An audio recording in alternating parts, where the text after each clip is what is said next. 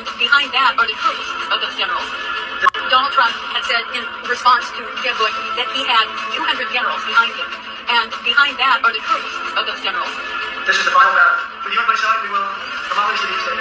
What we're really seeing unfold is something that is to give us hope, but to also know that there are people who are fighting the evil on behalf of us, which is really, really important. Most important battle in our lives is taking place right now as we speak. For 7 years, you and I have been engaged in an epic struggle to rescue our country. My fellow Americans, for our movement, for our children, and for our beloved country. And I say this, despite all that's happened, the best is yet to come. We're going to complete the mission. We're going to see this battle through to ultimate victory.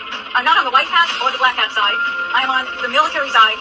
I do get some information because of my security clearance, the King of England or the Queen of England. Even though the City of London is, in essence, a country unto itself, the Vatican is a country unto itself, and the District of Columbia is not part of the United States. D.C. was centered off and basically made their own entity with their own constitution. The U.S. Constitution does not apply to D.C. They don't have any representatives, and they operate on their own. When Trump was coming over to meet with the Queen, something big was going on, because if we think back, that entire trip they made around the world started in Saudi Arabia, and only the king normally has a sword in the sword dance, but it was given to him. After he left, that particular king was now out.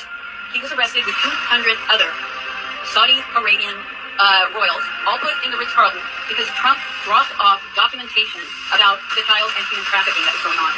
Then he made a trip to Israel. We had to let them know and start the Abraham Accord thinking going along. I mean, that had been going on in the background. But then he went to the Vatican. And so when Trump came over in 2019 to meet with the Queen, that was Trump speaking in optics to let us know that he had now informed her that his plan was to file bankruptcy and to end the U.S. corporation. It would not be in existence after 2020. I think that once Trump comes back, we will definitely be cutting our ties with some of the established Nazi organizations. The World Economic Forum, that's the Davos crowd. That's the corporate world. That is the cabal.